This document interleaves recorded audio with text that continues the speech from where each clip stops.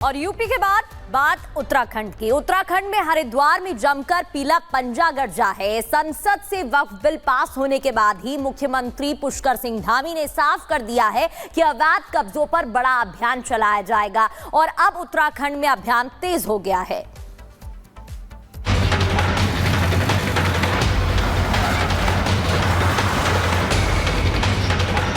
धर्मनगरी हरिद्वार में गरजा है पीला पंजा। अवैध मजार पर बुलडोजर एक्शन। सिंचाई विभाग की जमीन पर बनी अवैध मजार कर दी गई तार-तार। संसद में वक्फ बिल पास होने के बाद ही उत्तराखंड के सीएम पुष्कर सिंह धामी ने साफ कर दिया था कि अवैध कब्जों के विस्तारवादी नीति पर कड़ा एक्शन होगा। हरिद्वार की जिस संपत्ति पर पीले पंजे की कार्रवाई हुई, बताया जा रहा है कि वो मजार अवैध तरीके से बनाई गई थी। मजार सिंचाई विभाग की जमीन पर थी। मजार अवैध कब्जे की निशानी थी। संसद के दोनों ही सदनों में वक्फ बिल पास होने के बाद उत्तराखंड के सीएम पुष्कर सिंह धामी ने लाउड एंड क्लियर संदेश दिया था कि सरकारी जमीनों पर जितने भी अवैध कब्जे हैं, उन पर कड़ी कार्रवाई की जाएगी। उत्तराखंड के अंदर बहुत सारे ऐसे मामले हैं, कई हजारों उत्तराखंड बनते समय जो संख्या थी उसमें कई हजारों की बढ़ोतरी हुई है। हम इसकी जांच करवाएंगे, इस पर काम करेंगे और जनहित के कामों को इस पर आगे बढ़ाएंगे। ये सारी जमीनें सरकार में आएंगी और जन उपयोग के काम आएंगे। अनेक योजनाएं उसमें होंगी, अनेक विकास के काम आगे बढ़ेंगे। आपको बता दें, मार्च के अंतिम सप्ताह में भी हरिद्वार के सुमन नगर क्षेत्र में सिंचाई विभाग की जमीन पर बनी अवैध मजार को ध्वस्त करने की कार्रवाई पूर्ण की गई थी। राजस्व विभाग के आंकड़े बताते हैं कि अब तक 550 अवैध मजारों पर एक्शन हुआ है। 2023 में 46 मंदिरों पर भी कार्रवाई हुई थी। 2023 में ही 2 गुरुद्वारों पर भी कार्रवाई हुई थी। 2023 में 1400 अवैध निर्माण चिन्हित किए गए थे। 2023 में उत्तराखंड के वन विभाग ने बताया था कि राजस्व वन विभाग के रिकॉर्ड के अनुसार 11,814 हेक्टेयर वन भूमि पर अतिक्रमण किया गया है, जिनमें से 2,508 एकड़ वन भूमि से अतिक्रमण हटाया गया है। ऐसे में बुलडोजर एक्शन हर अवैध निर्माण पर अब किया जा रहा है। Bureau report, Republic Bharat. और अब खबर आपको उत्तर प्रदेश के संभल से बता दें। संभल में वक्त बदल गया है, माहौल बदल गया है। संभल को अब सत्यव्रत का संबल मिल गया है। संभल की सत्यव्रत पुलिस चौकी से एक एक्सक्लूसिव रिपोर्ट आपको दिखाते हैं।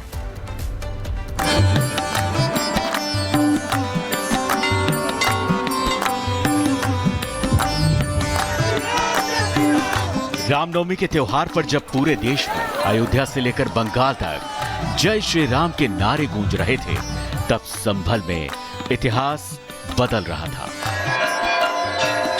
बंगाल में भगवा यात्रा, अयोध्या में सूर्य तिलक, संभल में सत्यव्रत।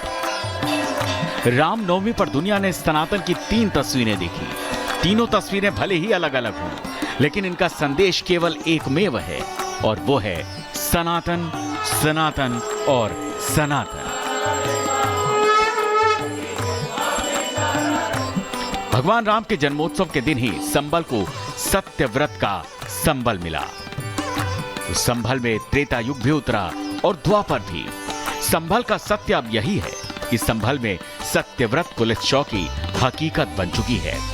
देखिए, इस वक्त मैं सत्यव्रत चौकी के अंदर मौजूद हूँ। तस्वीरों में देख सकते हैं, इससे पहले हवन हुआ और अब जो है एसपी संभल, डीएम संभल, सीओ और एडिशनल एसपी यहाँ मौजूद हैं। सभी जो लोग थे काफ़ी ज़्यादा उत्साहित थे कि चौकी का उद्घाटन होगा, क्योंकि डीएम संभल और एसपी संभल ने एक छोटी कन्या के हाथों से लाल फीता कटवाया और पुलिस चौकी का उद्घाटन किया गया।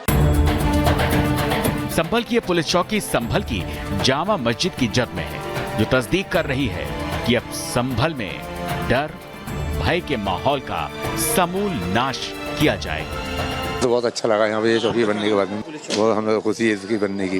कोई भी बात पैदा यहाँ नहीं होने का, न इधर से न इधर से। बहुत बढ़िया लगा हमें ये आपका।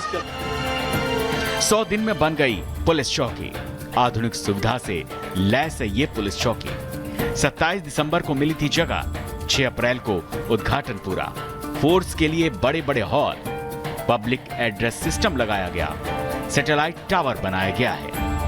संवेदनशील स्थल है और ये सबसे ऊंचा स्थान है पूरे संभल तहसील का। एक ये टीले के रूप में है और यहीं से जो मिक्स्ड आबादी है वो एक तरह से दोनों का केंद्र बिंदु है, दोनों बाइफरकेट होती है यहीं से, इसीलिए यहाँ पर इस चौकी की स्थापना की गई। सत्यव्रत चौकी का उद्घाटन जो है ये एक इस जनपद संभल में के कस्बा संभल में पूर्व के सांप्रदायिक इतिहास को ध्यान में रखते हुए भविष्य में किस प्रकार से यहाँ होने वाली घटनाओं को रोकने के लिए यह एक प्रभावी कदम है। सत्यव्रत की ये तस्वीरें संभल में अब सनातन के उस संदेश को क्लियर कर रही हैं जो कहता है कि धर्म ही सत्य है और सत्य का व्रत ही उत्तम आचरण है। Bureau report, Republic Bharat. तो वहीं संभल के एसपी के बिश्नोई ने कहा कि संभल का सतयुग में नाम सत्यव्रत था और नाम पर विवाद ना हो इसलिए ऐसा नाम रखा गया है।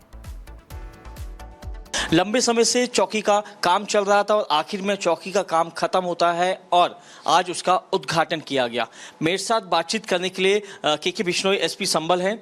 सर, चौकी लंबे समय से निर्माण कार्य चल रहा था, पुलिस टीम और प्रशासन का पूरा उसमें सपोर्ट था और आखिर में कामयाबी हासिल होती है। चौकी का आज इनॉग्रेशन 24 नवंबर को हुई हिंसा के बाद में पुलिस द्वारा ये स्टडी किया गया कि इस तरीके की घटनाएं क्यों होती है बार बार।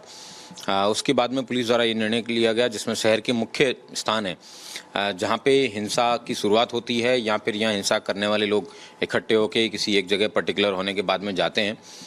पुलिस द्वारा सबसे पहले जो सबसे सेंटर पॉइंट है, फोकल पॉइंट है, वहाँ पे नगर पालिका की ज़मीन है, उसके ऊपर सत्यव्रत चौकी के लिए एक प्रपोजल बना के भेजा गया।